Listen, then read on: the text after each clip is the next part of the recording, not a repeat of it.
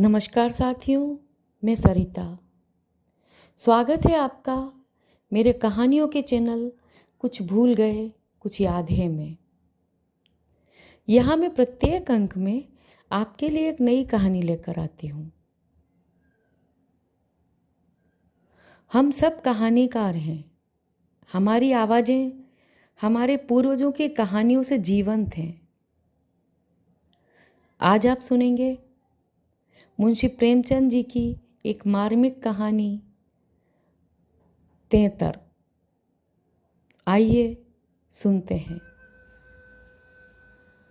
आखिर वही हुआ जिसकी आशंका थी, जिसकी चिंता में घर के सभी लोग विशेषतः प्रसूता पड़ी हुई थी। 3 पुत्रों के पश्चात कन्या का जन्म हुआ। माता सौर में सूख गई, पिता बाहर आंगन में सूख गए और पिता की वृद्धा माता सौर द्वार पर सूख गई। अनर्थ, महा अनर्थ। भगवान ही कुशल करे तो हो। यह पुत्री नहीं, राक्षसी है। इस अभागिनी को इसी घर में आना था। आना ही था तो कुछ दिन पहले क्यों ना आई। भगवान 7वें शत्रु के घर भी तेतर का जन्म ना दे। पिता का नाम था पंडित दामोदर दत्त। शिक्षित आदमी थे, शिक्षा विभाग में ही नौकर भी थे। मगर इस संस्कार को कैसे मिटा देते जो परंपरा से हृदय में जमा हुआ था कि तीसरे बेटे की पीठ पर होने वाली कन्या अभागिनी होती है, या पिता को लेती है या माता को या अपने को। उनकी वृद्धा माता लगी नवजात कन्या को पानी पी पी कर कोसने। कलमुही है कलमुही, ना जाने क्या करने आई है यहाँ। किसी बांझ के घर जाती तो उसके दिन फिर जाते। दामोदर दत्त दिल में तो घबराए हुए थे, पर माता को समझाने लगे, अम्मा तेतर वेतर कुछ नहीं होता। भगवान की जो इच्छा होती है वही होता है। ईश्वर चाहेंगे तो सब कुशल ही होगा। गाने वालियों को बुला लो, नहीं तो लोग कहेंगे 3 बेटे हुए तो कैसे फूली फिरती थी। 1 बेटी हो गई तो घर में कोहराम मच गया। माता, अरे बेटा तुम क्या जानो इन बातों को। मेरे सिर तो बीत चुकी है। तेतर के जन्म से ही तुम्हारे दादा का देहांत हुआ। तभी से तेतर का नाम सुनते ही मेरा कलेजा कांप उठता है। दामोदर, इस कष्ट के निवारण का भी कोई उपाय होगा। माता, उपाय बताने को तो बहुत हैं। पंडित जी से पूछो तो कोई ना कोई उपाय बता देंगे, पर इससे कुछ होता नहीं है। मैंने कौन से अनुष्ठान नहीं किए, पर पंडित जी की तो मुट्ठियां गर्म हुई। यहाँ जो सिर पर पड़ना था वह पड़ ही गया। अब टके के पंडित रह गए हैं। जजमान मरे या जिए, उनकी बला से उनकी दक्षिणा मिलनी चाहिए। धीरे से, लड़की दुबली पतली भी नहीं, तीनों लड़कों से हृष्टपुष्ट है। बड़ी बड़ी आंखें हैं, पतले पतले लाल लाल ओंठ जैसे गुलाब की पत्ती, गोरा चिट्टा रंग है, लंबी सी नाक। कलमुही नहलाते समय रोई भी नहीं, टुकुर टुकुर ताकती रही। यह सब लक्षण कुछ अच्छे थोड़ी ही हैं। दामोदर दत्त के तीनों लड़के सांवले थे, कुछ विशेष रूपवान भी न थे। लड़की के रूप का बखान सुनकर उनका चित्त कुछ प्रसन्न हुआ। बोले, अम्मा जी तुम भगवान का नाम लेकर गाने वालियों को बुला भेजो। गाना बजाना होने दो। भाग्य में जो कुछ है वह तो होगा ही।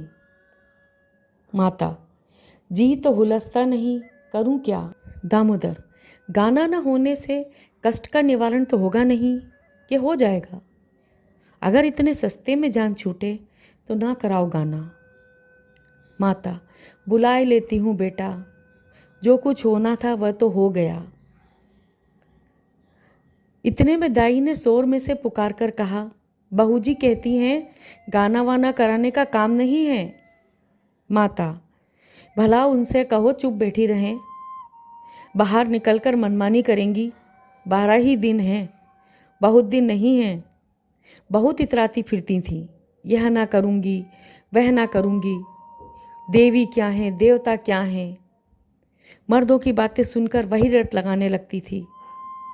तो अब चुपके से बैठती क्यों नहीं? मैं तो तेतर को अशुभ नहीं मानती और सब बातों में मेमों की बराबरी करती है, तो इस बात में भी करे। यह कहकर माताजी ने नाइन को भेजा कि जाकर गाने वालियों को बुला ला, पड़ोस में भी कहती जाना। सवेरा होते ही बड़ा लड़का सोकर उठा और आंखें मलता हुआ जाकर दादी से पूछने लगा, बड़ी अम्मा, कल अम्मा को क्या हुआ? माता, लड़की तो हुई है। बालक खुशी से उछलकर बोला, ओ हो, पैंजनियाँ पहन पहन कर छुन छुन चलेगी, जरा मुझे दिखा दो दादी जी। माता, अरे क्या सौर में जाएगा, पागल हो गया है क्या? लड़के की उत्सुकता ना मानी, सौर के द्वार पर जाकर खड़ा हो गया और बोला, अम्मा जरा बच्ची को मुझे दिखा दो। दाई ने कहा, बच्ची अभी सोती है। बालक, जरा दिखा दो गोद में लेकर। दाई ने कन्या उसे दिखा दी तो वो वहाँ से दौड़ता हुआ अपने छोटे भाइयों के पास पहुँचा और उन्हें जगह जगह कर खुशखबरी सुनाई। एक बोला, नन्ही सी होगी। बड़ा, अरे बिल्कुल नन्ही सी, बस जैसे बड़ी गुड़िया, ऐसी गोरी है कि क्या किसी साहब की लड़की होगी। यह लड़की मैं लूँगा। सबसे छोटा बोला, हमको भी दिखा दो। तीनों मिलकर लड़की को देखने आए और वहाँ से बगले बजाते उछलते कूदते बाहर आए। बड़ा, देखा कैसी है?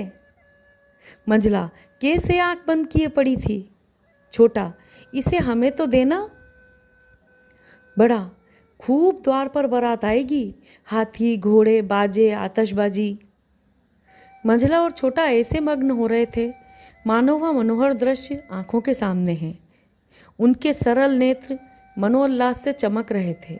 मंझला बोला, फुलवारियां भी होंगी। छोटा, हम भी फूल लेंगे। छठी भी हुई, बरही भी हुई। गाना बजाना, खाना खिलाना, देना दिलाना सब कुछ हुआ, पर रस्म पूरी करने के लिए। दिल से नहीं, खुशी से नहीं। लड़की दिन दिन दुर्बल और अस्वस्थ होती जाती थी। माँ उसे दोनों वक्त अफीम खिला देती और बालिका दिन और रात नशे में बेहोश पड़ी रहती। जरा भी नशा उतरता तो भूख से विकल होकर रोने लगती। माँ कुछ ऊपरी दूध पिलाकर अफीम खिला देती। आश्चर्य की बात तो यह थी कि अब की उसकी छाती में दूध ही न उतरा। यूं भी उसे दूध देर से उतरता था, पर लड़कों की बेर उसे नाना प्रकार की दूधवर्धक औषधियाँ खिलाई जाती थीं। बार बार शिशु को छाती से लगाया जाता, यहाँ तक कि दूध उतर ही आता था। पर अब की यह आयोजनाएं नहीं की गईं। फूल सी बच्ची कुम्हलाती जाती थी। माँ तो कभी उसकी ओर ताकती भी न थी। हाँ, नाइन कभी चुटकियाँ बजाकर चुमकारती तो शिशु के मुख पर ऐसी दयनीय, ऐसी करुण वेदना अंकित दिखाई देती कि वह आंखें पोंछती हुई चली जाती। बहू से कुछ कहने सुनने का साहस न पड़ता। बड़ा लड़का सिद्धू बार बार कहता, अम्मा बच्ची को दो, बाहर से खेला लाऊं, पर माँ उसे झिड़क देती थी। 3-4 महीने हो गए। दामोदर दत्त रात को पानी पीने उठे तो देखा कि बालिका जाग रही है। सामने ताक पर मीठे तेल का दीपक जल रहा था। लड़की टकटकी बांधे उसी दीपक की ओर देखती थी और अपना अंगूठा चूसने में मगन थी। चुभ चुभ की आवाज आ रही थी। उसका मुख मुरझाया हुआ था, पर वह ना रोती थी न हाथ पैर फेंकती थी। बस अंगूठा पीने में ऐसी मगन थी मानो उसमें सुधारस भरा हुआ है। वह माता के स्तनों की ओर मुंह भी नहीं फेरती थी, मानो उसका उन पर कोई अधिकार नहीं, उसके लिए वहां कोई आशा नहीं। बाबू साहब को उस पर दया आई। इस बेचारी का मेरे घर जन्म लेने में क्या दोष है? मुझ पर या इसकी माता पर जो कुछ भी पड़े, उसमें इसका क्या अपराध? हम कितनी निर्दयता कर रहे हैं। कि कुछ कल्पित अनिष्ट के कारण उसका इतना तिरस्कार कर रहे हैं, माना कि कुछ अमंगल हो भी जाए तो क्या उसके भय से इसके प्राण ले लिए जाएंगे? अगर अपराधी है तो मेरा प्रारब्ध है। उन्होंने उसे गोद में उठा लिया और उसका मुख चूमने लगे। लड़की को कदाचित पहली बार सच्चे स्नेह का ज्ञान हुआ। वह हाथ पैर उछालकर गूं गूं करने लगी और दीपक की ओर हाथ फैलाने लगी। उसे जीवन ज्योति सी मिल गई। प्रातःकाल दामोदर दत्त ने लड़की को गोद में उठा लिया और बाहर लाए। स्त्री ने बार बार कहा, उसे पड़ी रहने दो, ऐसी कौन सी बड़ी सुंदर है। अभागिन रात दिन तो प्राण खाती रहती है, मर भी नहीं जाती कि जान छूट जाए। किंतु दामोदर दत्त ने ना माना। उसे बाहर लाए और अपने बच्चों के साथ बैठकर खिलाने लगे। उनके मकान के सामने थोड़ी सी जमीन पड़ी हुई थी। पड़ोस के किसी आदमी की एक बकरी उसमें आकर चरा करती थी। इस समय भी वह चर रही थी। बाबू साहब ने बड़े लड़के से कहा, सिद्धू जरा उस बकरी को पकड़ो तो इसे दूध पिलाएं, शायद भूखी है बेचारी। तुम्हारी नन्ही सी बहन है ना, इसे रोज हवा में खिलाया करो। सिद्धू को दिल लगी हाथ आई। उसका छोटा भाई भी दौड़ा। दोनों ने घेर कर बकरी को पकड़ा और उसका कान पकड़े हुए सामने लाए। पिता ने शिशु का मुंह बकरी के थन में लगा दिया। लड़की चुबलाने लगी और एक क्षण में दूध की धार उसके मुंह में जाने लगी, मानो टिमटिमाते दीपक में तेल पड़ जाए। लड़की का मुंह खिल उठा। आज शायद पहली बार उसकी क्षुधा तृप्त हुई। वह पिता की गोद में हुमक हुमक कर खेलने लगी। लड़कों ने भी उसे खूब नचाया कुदाया। उस दिन से सिद्धू को मनोरंजन का एक नया विषय मिल गया। बालकों को बच्चों से बहुत प्रेम होता है। अगर किसी घोंसले में चिड़िया का बच्चा देख पाएं तो बार बार वहां जाएंगे, देखेंगे कि माता बच्चे को कैसे दाना चुगाती है, बच्चा कैसे चोंच खोलता है, कैसे दाना लेते समय परों को फड़फड़ाकर चेंचे करता है। आपस में बड़े गंभीर भाव से उसकी चर्चा करेंगे। अपने अन्य साथियों को ले जाकर उसे दिखाएंगे। सिद्धू ताक में लगा रहता। जो ही माता भोजन बनाने या स्नान करने जाती, तुरंत बच्ची को लेकर आता और बकरी को पकड़कर उसके थन में शिशु का मुंह लगा देता। कभी दिन में 2-2, 3-3 बार पिलाता। बकरी को भूसी चोकर खिलाकर ऐसा पर्चा लिया कि वह स्वयं चोकर के लोभ से चली आती और दूध देकर चली जाती। इस भांति कोई 1 महीना गुजर गया। लड़की हृष्टपुष्ट हो गई। मुख पुष्प के समान विकसित हो गया। आंखें जग उठी। शिशुकाल की सरल आभा मन को हरने लगी। माता उसे देख देख कर चकित होती थी। किसी से कुछ कह तो न सकती, पर दिल में उसे आशंका होती कि अब वह मरने को नहीं, हम ही लोगों के सिर पर जाएगी। कदाचित ईश्वर इसकी रक्षा कर रहे हैं, तभी तो दिन दिन निखरती आती है, नहीं तो अब तक ईश्वर के घर पहुंच गई होती। मगर दादी माता से कहीं ज़्यादा चिंतित थी। उसे भ्रम होने लगा कि वह बच्ची को खूब दूध पिला रही है, सांप को पाल रही है। शिशु की ओर आंख उठाकर भी ना देखती। यहाँ तक कि एक दिन कह बैठी, लड़की का बड़ा छोह करती हो। हाँ भाई हाँ, माँ हो कि नहीं, तुम ना छो करोगी तो कौन करेगा। अम्मा जी, ईश्वर जानते हैं जो मैं इसे दूध पिलाती हूँ। अरे तो मैं मना थोड़े ही करती हूँ, मुझे क्या गरज पड़ी है कि मुफ्त में अपने ऊपर पाप लूँ। कुछ मेरे सिर तो जाएगी नहीं। अब आपको विश्वास ही ना आए तो कोई क्या करे। मुझे पागल समझती हो? वह हवा पी पी कर ऐसी हो रही है। भगवान जाने अम्मा, मुझे तो आप अचरज होता है। बहू ने बहुत निर्दोषिता जताई, किंतु वृद्धा सास को विश्वास न आया। उसने समझा यह मेरी शंका को निर्मूल समझती है। मानो मुझे इस बच्ची से कोई बैर है।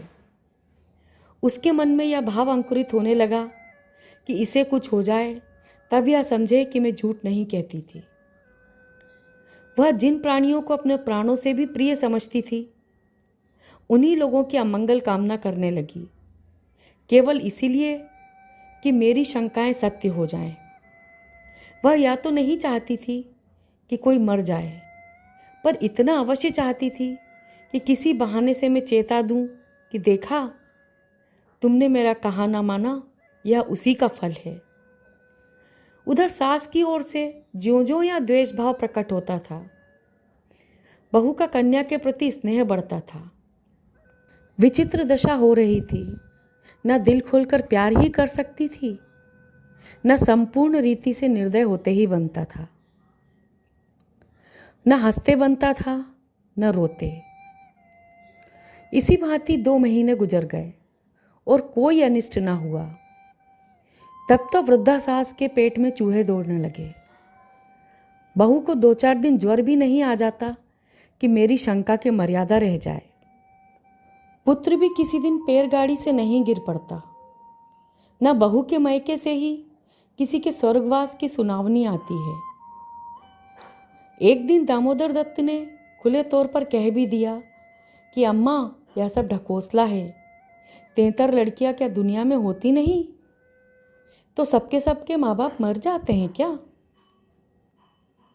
अंत में उसने अपनी शंकाओं को यथार्थ सिद्ध करने के लिए एक तरकीब सोच निकाली। एक दिन दामोदर दत्त स्कूल से आए तो देखा कि अम्मा जी खाट पर अचेत पड़ी हुई हैं। स्त्री अंगीठी में आग रखे उनकी छाती सेक रही है और कोठरी के द्वार और खिड़कियां बंद हैं। घबराकर कहा, अम्मा जी की क्या दशा है? स्त्री, दोपहर ही से कलेजे में एक शूल उठ रहा है, बेचारी बहुत तड़प रही हैं। दामोदर, मैं जाकर डॉक्टर साहब को बुला लाऊं ना? देर करने से शायद रोग बढ़ जाए। अम्मा जी कैसी तबीयत है? माता ने आंखें खोली और कराहते हुए बोली, बेटा तुम आ गए, अब ना बचूंगी। हाय भगवान, अब ना बचूंगी। जैसे कोई कलेजे में बरछी चुबा रहा हो। ऐसी पीड़ा कभी ना हुई। इतनी उम्र बीत गई, ऐसी पीड़ा ना हुई। स्त्री, यह कलमुही छोकरी ना जाने किस मनहूस घड़ी में पैदा हुई। सास, बेटा सब भगवान करते हैं, यह बेचारी क्या जाने। देखो, मैं मर जाऊं तो उसे कष्ट मत देना। अच्छा हुआ मेरे सिर आई, किसी के सिर तो जाती ही, मेरे ही सिर सही। हाय भगवान, अब ना बचूंगी। दामोदर, जाकर डॉक्टर बुला लाऊं? अभी लौटा आता हूँ। माताजी को केवल अपनी बात की मर्यादा निभानी थी, रुपए ना खर्च कराने थे। बोली, नहीं बेटा, डॉक्टर के पास जाकर क्या करोगे? अरे वह कोई ईश्वर है, डॉक्टर अमृत पिला देगा, 10-20 वह भी ले जाएगा। डॉक्टर वैद्य से कुछ न होगा। बेटा तुम कपड़े उतारो, मेरे पास बैठकर भागवत पढ़ो, अब ना बचूंगी। हाय राम। दामोदर, 73 बुरी चीज है। मैं तो समझता था कि ढकोसला ही ढकोसला है। स्त्री, इसी से मैं उसे कभी मुंह नहीं लगाती थी। माता, बेटा बच्चों को आराम से रखना, भगवान तुम लोगों को सुखी रखे। अच्छा हुआ मेरे ही सिर गई, तुम लोगों के सामने मेरा परलोक हो जाएगा। कहीं किसी दूसरे के सिर जाती तो क्या होता राम। भगवान ने मेरी विनती सुन ली। हाय राम। दामोदर दत्त को निश्चय हो गया कि अब अम्मा ना बचेंगी। बड़ा दुख हुआ। उनके मन की बात होती तो वह माँ के बदले 73 को ना स्वीकार करते। जिस जननी ने जन्म दिया, नाना प्रकार के कष्ट झेलकर उनका पालन पोषण किया, अकाल वैधव्य को प्राप्त होकर भी उनकी शिक्षा का प्रबंध किया, उसके सामने एक दुधमुही बच्ची का क्या मूल्य था, जिसके हाथ का एक गिलास पानी भी वह ना जानते थे। शोकातुर हो कपड़े उतारे और माँ के सिरहाने बैठकर भागवत की कथा सुनाने लगे। रात को बहू भोजन बनाने चली तो सास से बोली, अम्मा जी, तुम्हारे लिए थोड़ा सा साबूदाना छोड़ दूं? माता ने व्यंग्य करके कहा, बेटी, अन्न बिना न मारो। भला साबूदाना मुझसे खाया जाएगा? जाओ, थोड़ी पूरियां छान लो। पड़े पड़े जो कुछ इच्छा होगी खा लूंगी। कचौरियां भी बना लेना। मरती हूं तो भोजन को तरस तरस कर क्यों मरूं? थोड़ी मलाई भी मंगवा लेना, चोक की हो। फिर खाने थोड़ी आऊंगी बेटी। थोड़े से केले मंगवा लेना। कलेजे के दर्द में केले खाने से आराम होता है। भोजन के समय पीड़ा शांत हो गई, लेकिन आधे घंटे के बाद फिर जोर से होने लगी। आधी रात के समय कहीं जाकर उनकी आंख लगी। 1 सप्ताह तक उनकी यही दशा रही। दिन भर पड़ी कराहा करती, बस भोजन के समय जरा वेदना कम हो जाती। दामोदर दत्त सिरहाने बैठे पंखा जलते और मातृवियोग के आगत शोक से रोते। घर की मेहरी ने मोहल्ले भर में यह खबर फैला दी कि पड़ोसी ने देखने आई तो सारा इल्जाम बालिका के सिर गया। एक ने कहा, यह तो कहो बड़ी कुशल हुई कि बुढ़िया के सिर गई, नहीं तो तेतर माँ बाप दो में से किसी एक को लेकर तभी शांत होती है। देव न करे कि किसी के घर तेतर का जन्म हो। दूसरी बोली, मेरे तो तेतर का नाम सुनते ही रोए खड़े हो जाते हैं। भगवान बांझ रखे पर तेतर ना दे। 1 सप्ताह के बाद वृद्धा का कष्ट निवारण हुआ। मरने में कोई कसर ना थी। वह तो कहो पुरखाओं का पुण्य प्रताप था। ब्राह्मणों को गोदान दिया गया, दुर्गा पाठ हुआ, तब कहीं जाके संकट कटा। आज की कहानी यहीं खत्म होती है। समाज में व्याप्त अंधविश्वास और रूढ़िवादी परंपराएं सदैव सामाजिक विकास में बाधा बनती हैं।